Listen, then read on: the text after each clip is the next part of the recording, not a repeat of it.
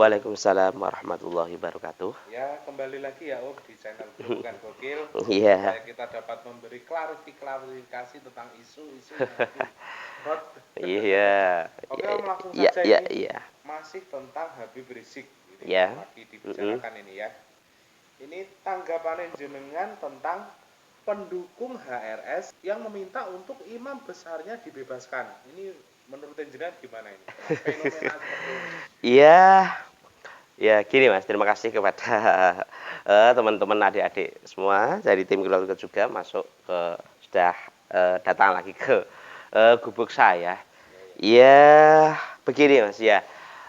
Tentang fenomena akhir-akhir ini yang menjadi berita yang banyak diperbincangkan oleh masyarakat, oleh tokoh masyarakat tentang itu ada beberapa pendukungnya Habib Rizik Syihab yang meminta dibebaskan, atau tokoh-tokoh yang ada yang minta dibebaskan.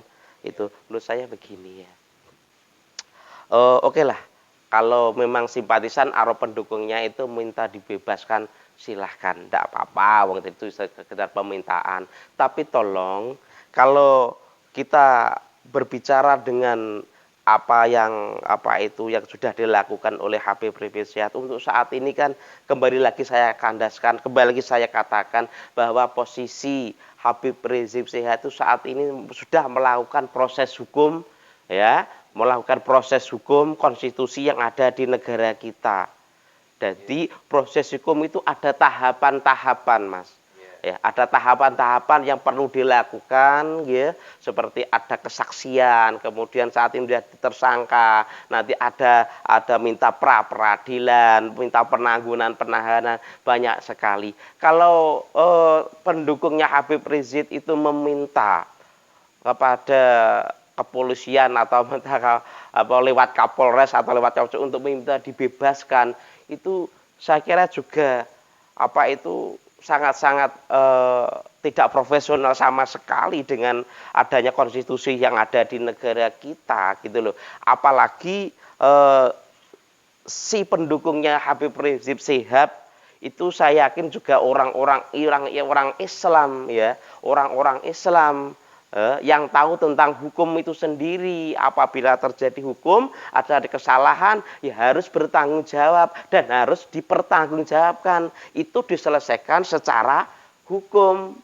Ya, contoh lagi, ya, menjadi edukasi kepada kita zamannya Rasulullah Shallallahu Alaihi Wasallam pernah kok, ya, Sayyidina Ali, ya, menjadi menantu Rasulullah Shallallahu Alaihi Wasallam itu pernah kehilangan pusaka pedang yang menjadi kecintaan beliau yang dicuri oleh orang-orang Yahudi, ya, saya lupa namanya, itu ada cerita seperti itu.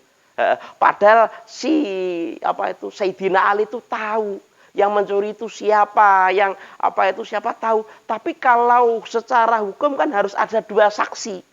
Dua alat bukti, dua saksi, Mas. Secara hukum Islam itu dua alat saksi. Nah, kemudian Sayyidina Ali juga melaporkan kepada aparat hukum. Tidak, biarpun dia adalah seorang Sayyidina Ali, menantu Rasulullah, tidak harus langsung harus semena-mena, enggak. Tetap dia melaporkan ke aparat hukum, meminta keadilan. Coro di Indonesia juga melaporkan kepada kepolisian, ya, nanti juga nyampe ke kejaksaan, juga nanti nyampe ke pengadilan. Itu proses juga seperti itu juga. Tapi Sayyidina Ali waktu itu malah kalah karena tidak ada saksi. Tapi Sayyidina Ali itu malah justru gini, Sayyidina Ali itu malah justru dia itu kalah dengan si Yahudi karena tidak punya alat bukti, ya, tidak punya alat saksi. Dia itu kalah di bidang, tapi dia tidak semena-mena. Dia mengakui kekalahannya. Lah, setelah mengakui, ya udahlah, itu pusaka saya, itu ambil kanggo panjenengan. Pak konolas gak apa-apa aku. Padahal yang jelas Yahudi itu jelas-jelas dia itu pencurinya. Nyampe setelah hari kemudian si Yahudi itu mendatangi Sayyidina Ali, menangis-nangis masuk Islam gara-gara sifat kebijaksanaannya, toleransinya, ketaatannya kepada negara, kepada hukum. Saya yakin pendukungnya si Habib Rizik Syihab itu juga tahu tentang cerita atau sejarah seperti itu. Artinya itu. Artinya sudah tahu, saya kira seperti itu. Jadi tidak boleh melakukan tindakan-tindakan sudah dilakukan oleh kondisi hukum yang ada di negara kita. Itu Mas ya. Oke Om ya. Dan ini juga Om, ada juga pendukungnya yang minta dipenjarakan sama-sama dengan Habib Rizik serta mengerahkan massa melalui demo. Ini malah lucu lagi ini Mas. Ya, ada pendukungnya Habib yang meminta untuk menjadi jaminan ikut dipenjarakan seperti itu. Wah, iya, ini yang tidak masuk akal lagi. Di negara kita kembali lagi adalah berdasarkan hukum. Kalau orang kemudian itu meminta dilepaskan, saya saja yang dipenjarakan, polisi itu tidak sebadah itu. Gitu loh. Saiki ada orang berodong, saya yang dipenjarakan Mas, saya yang penjarakan Pak, jangan Habib saya. Loh, dasar kamu apa saya penjarakan? Terus saya memenjarakan pendukung itu dasarnya apa? Dia melakukan apa? Salah lagi nanti polisi, gitu loh. Artinya apa? Jadi polisi itu melakukan tindakan-tindakan apa itu hukum juga mempunyai bukti-bukti fakta data yang otentik.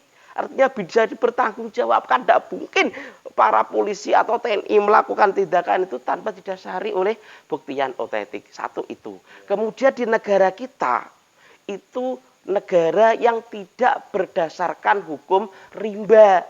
Kalau mereka mengerahkan massa sebanyak mungkin, mengintervensi apa itu, menekan kepada Kapolres, menekan kepada Kapolsek, ya, menekan kepada Kapolda untuk melepaskan. Negara kita itu negara hukum, bukan negara berdasarkan hukum rimba gitu loh. Kalau mereka melakukan seperti itu kembali lagi mereka tidak profesional sama sekali. Negara kita bukan negara yang berdasarkan hukum rimba. Gitu loh. Jadi menurut saya biarlah hukum itu bisa berjalan. Semestinya tidak boleh intervensi. Nanti kembali kepada Ahok. Ya enggak?